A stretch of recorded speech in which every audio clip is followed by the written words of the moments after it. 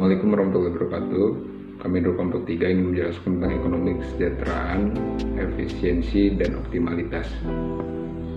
Yang pertama, efisiensi dan alokasi sumber daya. Pada umumnya, efisiensi dapat diarahkan kepada sebuah konsep tentang pencapaian suatu hasil dengan pemanfaatan sumber daya secara optimal. Dalam Adi Marwan, Akarim 2011, dibahaskan efisien is doing the things right, yang berarti bahwa melakukan segala hal dengan cara yang tepat untuk mendapatkan hasil yang optimal. Pemanfaatan sumber daya bisa dikatakan efisien apabila yang pertama, seluruh sumber daya yang tersedia seluruhnya digunakan.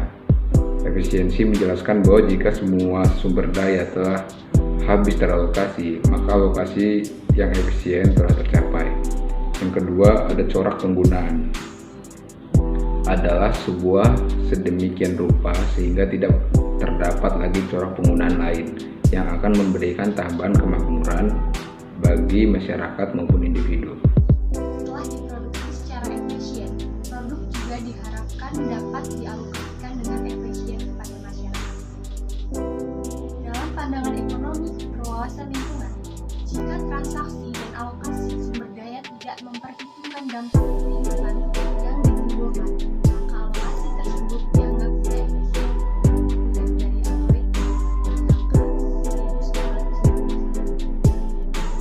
oleh sebab itu, selain menguntungkan bagi masyarakat dan memberi keuntungan bagi produsen itu sendiri, suatu produk diharapkan juga tidak memberikan dampak buruk terhadap lingkungan, baik dalam proses produksi, konsumsi, dan pendistribusiannya. Meskipun sekalipun ada sumber daya alam yang dapat diperbarukan, tetap saja ada batasan jumlah yang dapat dipanen dalam setiap periode waktu tertentu. Bayangkan, jika pemanenan dilakukan secara terus-menerus dan berkelanjutan tanpa adanya pembaruan, maka sudah dapat dipastikan bahwa suatu saat sumber daya tersebut akan runtuh secara permanen dan menyebabkan keberadaannya tidak ada lagi atau nol. Saya akan melanjutkan materi tentang ekonomi kesejahteraan.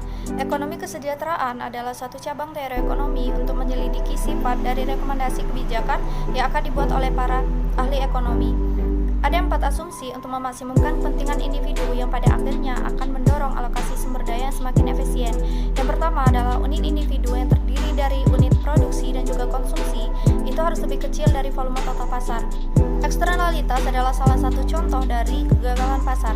Kegagalan pasar bisa terjadi apabila alokasi dari permintaan dan juga penawaran di dalam satu barang itu tidak bisa mencapai efisiensi. Jadi, eksternalitas bisa terjadi apabila harga di dalam suatu pasar itu tidak sesuai dengan apa yang diperhitungkan. Yang ketiga, yaitu konsumen dan juga produsen harus memperoleh informasi yang tepat mengenai harga yang sekarang dan juga harga yang akan datang. Jadi, apabila produsen dan konsumen tidak bisa memperhitungkan atau memperoleh informasi mengenai harga yang sekarang dan juga harga yang akan datang, maka akan berdampak kepada dua kondisi. Yang pertama, yaitu menetapkan harga terlalu rendah.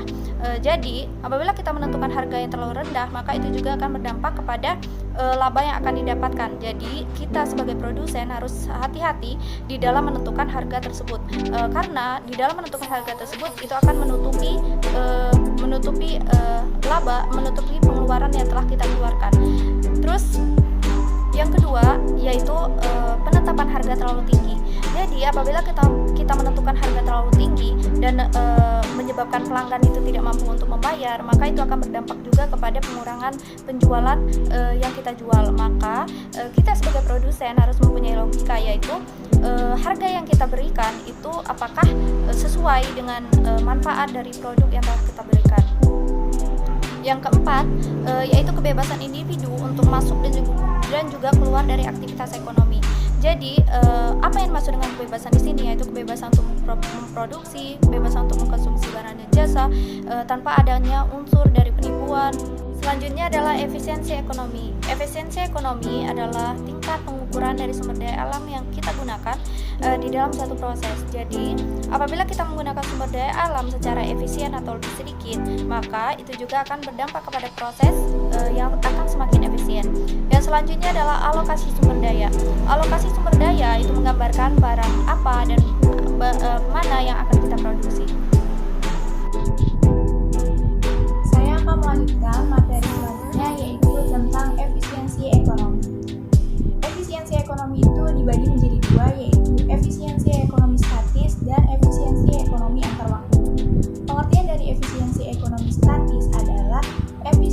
dalam hal penyempurnaan proses, produk, atau kemampuan yang ada. Efisiensi statis ini diperoleh ketika keuntungan bersih dimaksimalkan. Kemudian, terdapat dua jenis utama dari efisiensi statis ini, yaitu yang pertama efisiensi produktif atau biasa disebut dengan efisiensi produksi.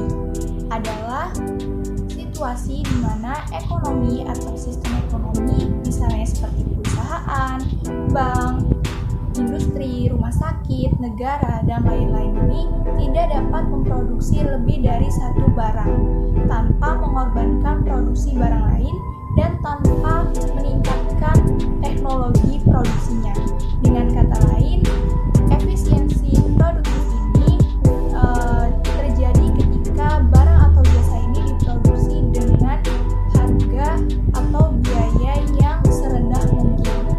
Kemudian jenis utama yang kedua yaitu efisiensi alokatif, adalah keadaan di mana produksi menjadi mewakili preferensi konsumen. Secara khusus, barang atau jasa ini sampai pada titik di mana unit terakhir ini memberikan keuntungan kepada konsumen sama dengan biaya produksi marginalnya. Kemudian yang kedua yaitu efisiensi ekonomi antar waktu. Karena banyak dari isi ekonomi lingkungan ini yang menyangkut tentang pengambilan keputusan dari waktu ke waktu, maka kita harus memperluas analisis untuk memperhitungkan dimensi waktu dengan efisiensi ekonomi antar waktu ini.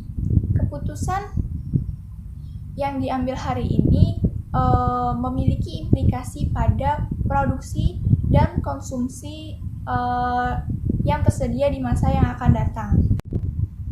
Hal ini menuntut kita untuk mengambil keputusan tentang penggunaan sumber daya saat ini, dengan tetap menganggap masa depan itu penting, agar setiap tindakan yang kita lakukan tidak memberikan konsekuensi yang buruk di masa yang akan datang.